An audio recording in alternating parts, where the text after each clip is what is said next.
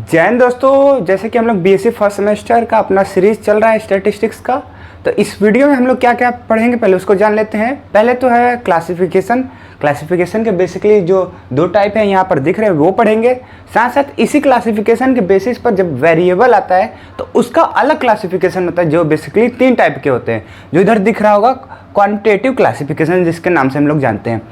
साथ साथ हम लोग यहाँ पर टेबुलेशन पढ़ेंगे। टेबुलेशन के फर्दर तीन पार्ट्स होते हैं उसको भी पढ़ेंगे, उसके एडवांटेज पढ़ेंगे और उसके आइडियल टेबल क्या होता है ये जानेंगे। साथ साथ हम लोग उसके स्ट्रक्चर को जानेंगे कि टेबल बनता कैसे है। बहुत आसान टॉपिक है ये वाला। बेसिकली ये जो है थोड़ा सा थ्योरी टाइप में और समझने लायक है। अगर एक बार समझ गए तो आपको डायरेक्ट एग्जाम में तक पढ़ने की ज़रूरत नहीं पड़ेगी। हालांकि एक बार रिवाइज कर लोगे तो ज़्यादा बेटर होता है अच्छे मार्क्स के लिए। तो बिना देरी के चलो देखते हैं ये है क्या। सबसे पहले क्लासिफिकेशन वर्ड। क्लासिफिकेशन का मतलब ही है, उसके नाम से ही मालूम चल रहा है कि कोई चीज़ को क्लासिफाइड करना, यानी कि कैटेगरी वाइज अलग अलग करना। अब वो कैटेगरी वाइज किसके ऊपर डिपेंड होगा, इस पूरे वर्ल्ड में जाकर देखोगे या यूनिवर्स में जाकर देखोगे तो आपको दो चीज़ मिलेगी, एक न्यूमेरिकल मिलेगी, एक डिस्क्रिप्टिव मिलेगी। यानी कि तुम स्टैटिस्टिक्स में ही देख लो, अभी तक जितनी वीडियो चली है उसमें क्या था, एक डिस्क्रिप्टिव में हम लोग पढ़ रहे थे, समझ रहे थे, एक को हम लोग सॉल्व कर रहे थे, नंबर वाइज लिखते जा रहे थे। बस यही है क्लासिफिकेशन।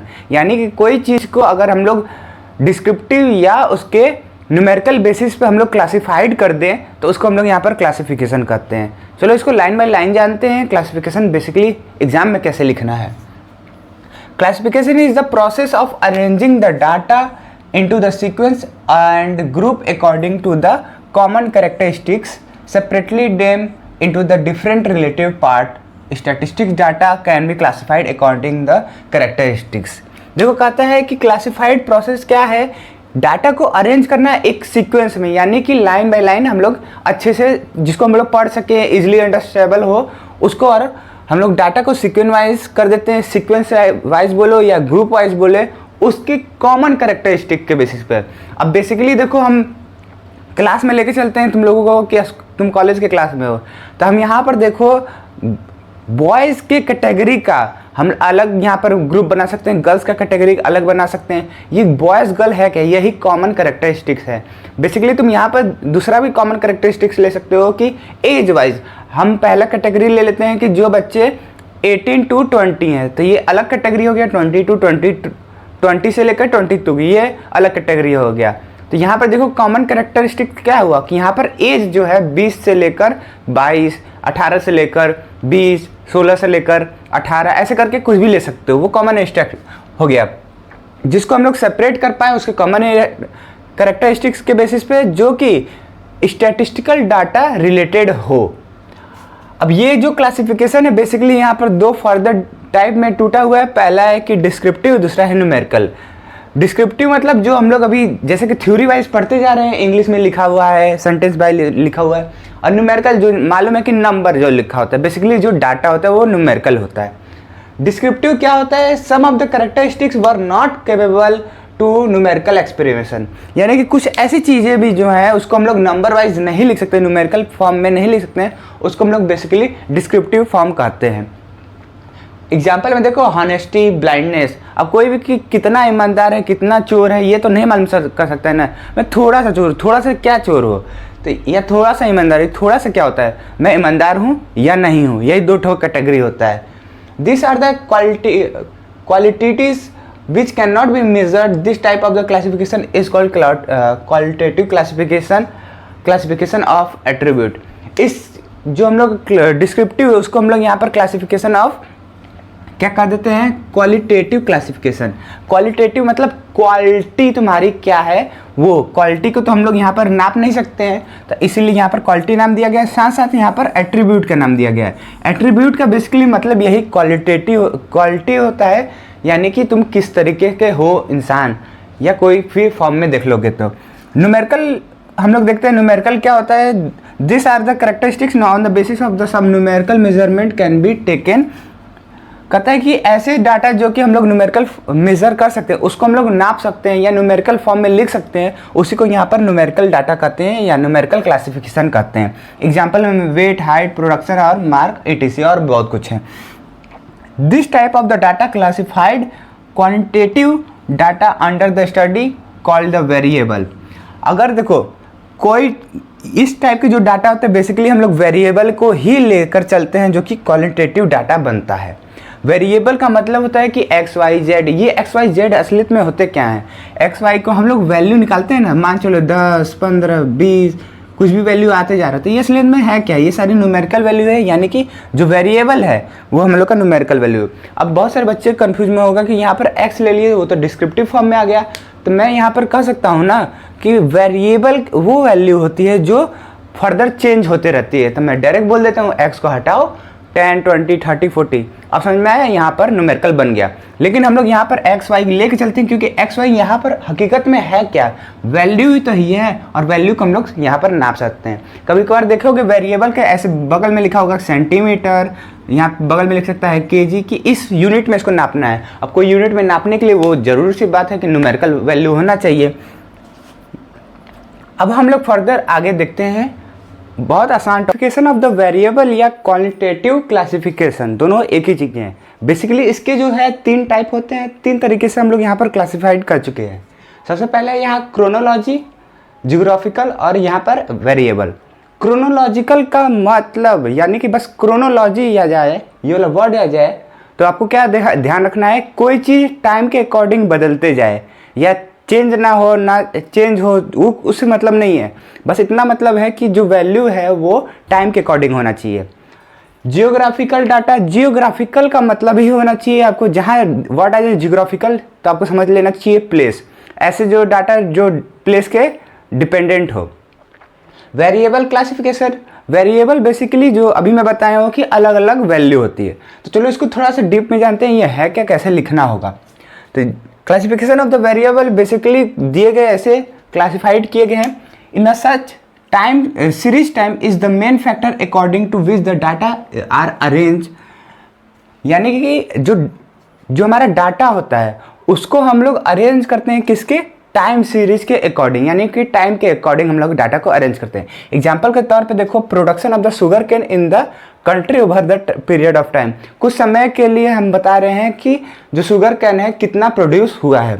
एग्जाम्पल देखो ऐसे, यहाँ पर year production of the cane, यानी कि 1999 में, 2000 में, 2001 में, 2002, 2003 में क्या हुआ है, 180.1 यहाँ पर टन शुगर कैन प्रोड्यूस हुआ है। वैसे 200.2 शुगर कैन यहाँ पर प्रोड्यूस हुआ है। ये पूरा जो है यहाँ पर टन में होगा, ठीक है, ये एग्जाम्पल है।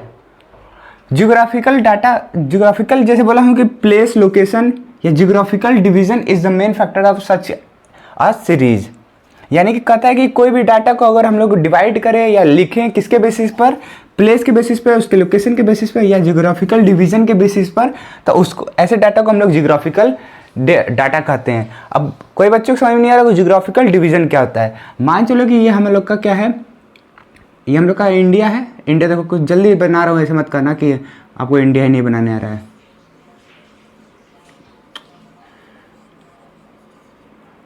यहाँ पर कुछ ऐसे है, ठीक है, ऐसे है। तो यहाँ पर देखो कि ये जो चीज़ है अलग होता है, यहाँ पर पेनिसुलर प्लेट्यू होता है, यहाँ पर कोस्टल साइड इधर होता है, यहाँ पर कोस्टल साइड होता है, यहाँ पर नॉर्थर्न से प्लेन होता है, ऐसे करके अलग अलग प्लेन को यहाँ पर डिवाइड किया गया है।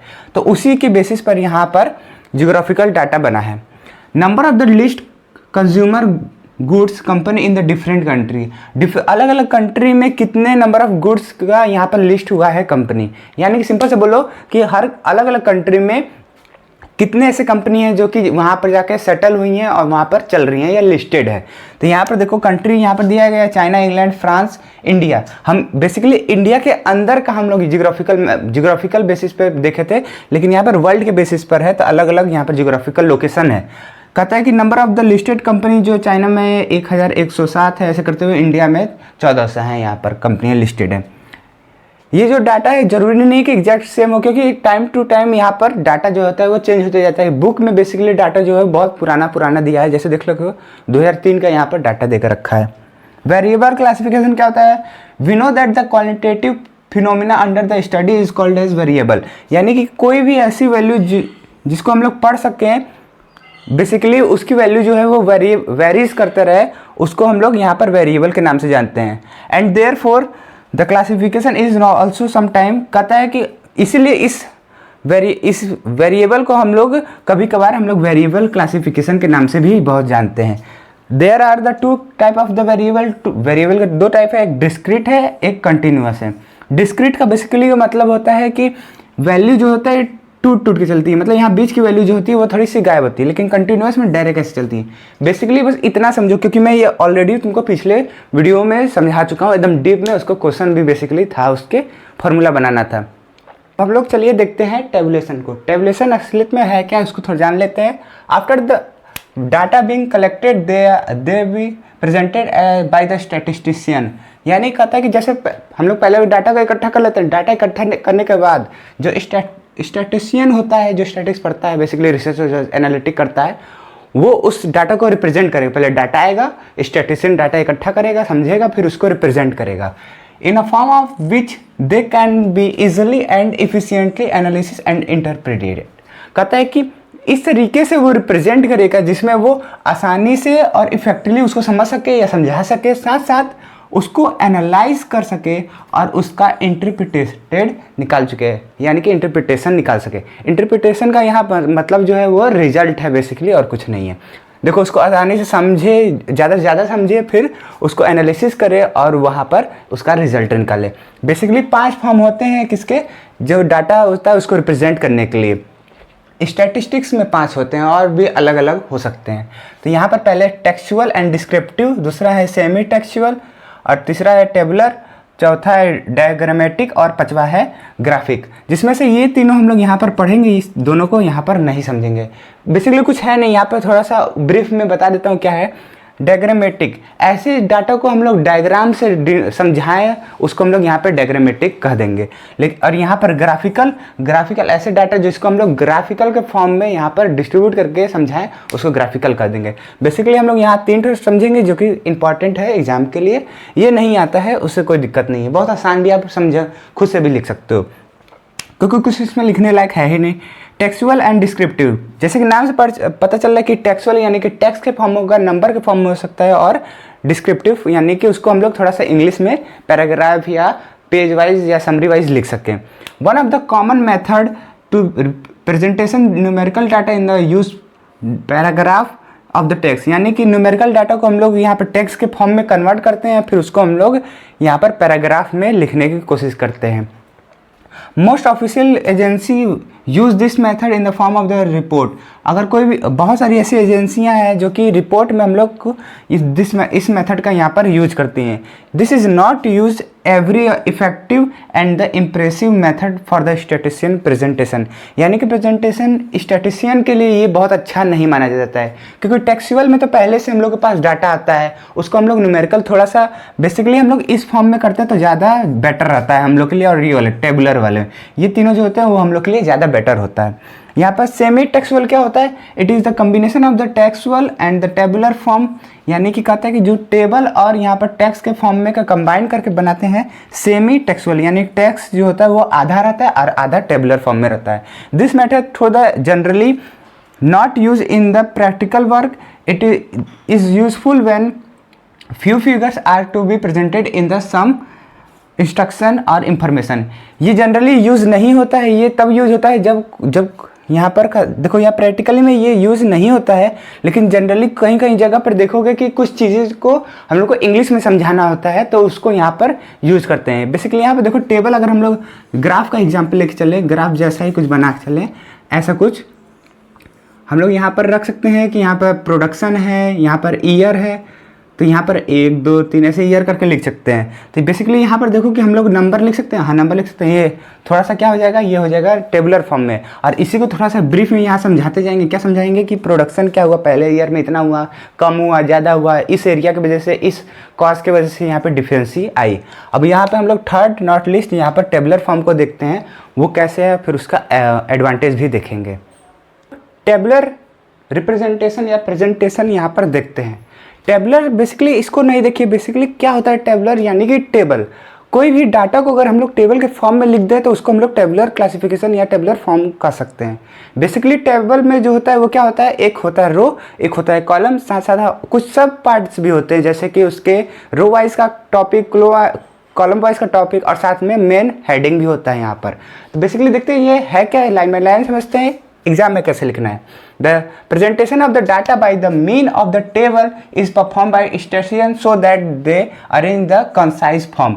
यानी कि कहता है कि कोई भी स्टैटिस्टिशियन है वो डाटा को अगर टेबल के फॉर्म में लिख दे और उसको कंसाइज कर पाए, इसको हम लोग टेबुलर प्रेजेंटेशन कह सकते हैं। बेसिकली यहाँ पर यहाँ पर ये जो है इसका क्या है, एडवांटेज है किसका, टेबलर फॉर्म का, यानी कि टेबल्स का यहाँ पर एडवांटेज है। The data well arrange and well presentation, यानी कि डाटा जो होता है अरेंज अच्छे से होता है और दिखता भी है अच्छे से है। यहाँ पर इट इजीली कंपेयर, कोई चीज़ कंपेयर करना होता है डाटा कंपेयर कर लेते हैं। जैसे कि अभी थोड़ा देर पहले एग्जाम्पल लेकर चले थे, यहाँ पर था ईयर, यहाँ था प्रोडक्शन, यहाँ पर था ईयर, तो यहाँ पर मान लो 2001 2002 ऐसे करके चल रहा है। तो यहाँ पर मान लो 5 हुआ, यहाँ 10 हुआ। देखो कितना इजीली कंपेयर कर ले कि पहले साल में 5 हुआ, दूसरे साल में दुगना हो गया। इसी को कहते हैं इजीली कंपेयर कर लेते हैं। एरर और ओमिशन, ओमिशन मतलब होता है हटाना या गायब करना। एरर और ओमिशन इफ़ एनी में बी आर रीडेबल और डिटेक्टेबल। जब हम लोग टेबल लिखते हैं तो उसमें हम लोग कोई भी गलती होगा या खाली छूट जाएगा तो उसको हम लोग अच्छे से डिटेक्ट कर सकते हैं, यानी कि जल्दी से उसको पा सकते हैं और सही कर सकते हैं। Complex mass of the data में be presented in a concise form. बहुत सारा ढेर सारा डाटा, एकदम बिखरा हुआ ढेर सारा डाटा है, उसको हम लोग लाइन से लिख देंगे और उसको अरेंज कर देंगे एकदम कॉन्साइज में। मतलब इतना ढेर सारा डाटा है, उसको चाहूँगा तो हम लोग टेबल बना के अच्छे से अरेंज करके छोटे में कंसाइज फॉर्म में भी लिख सकते हैं। It can be easily understood and easily to remember. कहता है कि इसको हम लोग आसानी से समझ सकते हैं और आसानी से इसको थोड़ा सा रिमेंबर भी कर सकते हैं। जैसे कि अभी हम लोग लिखे हैं 2000 में था 5, 2001 में था तो 10, यानी कि सीधा से ऐसे देखो याद कैसे रह जाएगा कि दुगना था, मतलब पिछले साल मेरा हाफ था, ऐसे भी तो याद कर सकते हैं। यहाँ पर आइडियल टेबल क्या होता है उसको चलो देखते हैं। आइडियल टेबल क्या है, कुछ ज़्यादा हार्ड नहीं है, आइडियल टेबल बहुत आसान है। आइडियल टेबल जो होता है वो क्या होता है कि उस टेबल में कुछ बेसिकली पार्ट्स होते हैं, यहाँ पर जैसे दिख रहा है वो, अगर ये सारे पार्ट्स उसमें दिख गए तो उसको हम लोग आइडियल टेबल मान लेंगे। बेसिकली अगर आइडियल टेबल को समझना है तो कुछ इस तरीके से समझ सकते हो। एक ऐसा टेबल बना के रखो कि कोई भी आए अपना टेबल बनाए तो उसी टेबल में से कुछ कुछ पार्ट लेके बनाया होगा, नया चीज़ ऐड नहीं किया होगा। तो यानी कि कह सकते हो, देखो कह सकते हो कि तुम्हारे पास कुछ एग्जाम्पल में ढेर सारी जो कंपाइल ऑफ चीज़ें हैं या ढेर सारी चीज़ें हैं। बुक का ले लो एग्जांपल। अब बुक है, उसमें ढेर सारी चीज़ें हैं, अलग अलग क्वेश्चन है, समरी है, बहुत कुछ है। लेकिन अब कोई दूसरा टीचर आता है, अगर कहता है कि मैं क्वेश्चन बनाना चाहता हूँ, तो क्या करेगा, बुक के अंदर ही से ना क्वेश्चन बना के देगा। मैं आंसर बनाना चाहता हूँ, बुक के अंदर ही आंसर बना के देगा ना, या क्वेश्चन आंसर समझाना चाहता हूँ तो उसी में से पढ़ेगा ना। तो ये देखो बुक जो हो गया वो आइडियल चीज़ हो गया, और ये क्वेश्चन जो चीज़ हो गया वो उसके सब पार्ट हो गए। बेसिकली वही है आइडियल टेबल और उसके टेबल्स। यहाँ पर देखो टेबल हैमर होना चाहिए, टाइटल होना चाहिए, कैप्शन और कॉलम होना चाहिए, कॉलम हेडिंग जिसको कहते हैं, स्टफ जब हम लोग रो हेडिंग कहते हैं, बॉडी ऑफ द टेबल होना चाहिए, और यहाँ पर फुट नोट होना चाहिए। फुट नोट का मतलब होता है यहाँ पर बेसिकली जो टेबल होता है उसके आखिरी में देखोगे यहाँ पर कुछ लिखा रहता है, उसी को foot, source of the data, कहाँ से ये डाटा आया उसको भी यहाँ पर हम लोग लिखना चाहिए। अब बेसिकली लास्ट बहुत आसान चीज़ है, थोड़ा सा स्ट्रक्चर देख लेते हैं कैसे हम लोग टेबल को बनाते हैं। टेबल को हम लोग कैसे बनाते हैं उसका स्ट्रक्चर ये है, ये क्या है हमारा स्ट्रक्चर ऑफ द टेबल। ये स्ट्रक्चर हम लोग का क्या है, टेबल का है। तो क्या करना है, देखो आइडियल को हम लोग कैसे यहाँ बनाएंगे। जब से सबसे पहले क्या था, टेबल हैमर था, यानी कि टेबल का जो मेन हेडिंग होगा ये किस लिए बनाया जा रहा है वहाँ पर यहाँ पर कैप्शन में लिखा जाएगा। फिर नीचे क्या है, टाइटल, उसके बाद हम लोग छोटा सा टाइटल देंगे, ये बेसिकली टेबल है किस चीज़ का। अब फिर यहाँ पर देखो इस साइड होता है कॉलम, यानी कि ऐसे जो होते हैं वर्टिकल लाइन जो होते हैं वो हम लोग का कॉलम कहलाएगा। वहीं पर रो जो होगा वो हम लोग का यहाँ पर हॉरिजॉन्टल लाइन कहलाता है। उसके बाद हम लोग का यहाँ पर कैप्शन लिखाएगा, मतलब इसमें जो है बेसिकली किस लिए है, और स्टफ इस साइड लिखाएगा, मतलब ये वाले रो जो है वो किस लिए है। और टोटल यहाँ पर रहेगा, और बॉडी जो होगा वो बेसिकली बीच में लिखा जाता है। साथ में हम लोग नीचे फुट नोट लिखेंगे और सोर्स लिखेंगे, जैसे कि यहाँ पर लिखा हुआ है। तो ये बेसिकली हम लोग का यहाँ पर कंप्लीट हो गया इस लेक्चर में। अब लास्ट वाले लेक्चर में बहुत ज़्यादा कुछ नहीं पढ़ना है, different scale of the measurement पढ़ेंगे। अगर कोई भी दिक्कत होता है, कोई भी फीडबैक देना हो तो प्लीज़ आप कमेंट में दे सकते हैं। अच्छा लगा हो या बुरा लगा हो प्लीज़ कमेंट में बताइएगा। मिलते हैं अगले वीडियो में, फिलहाल के लिए इतना ही। जय हिंद, जय भारत।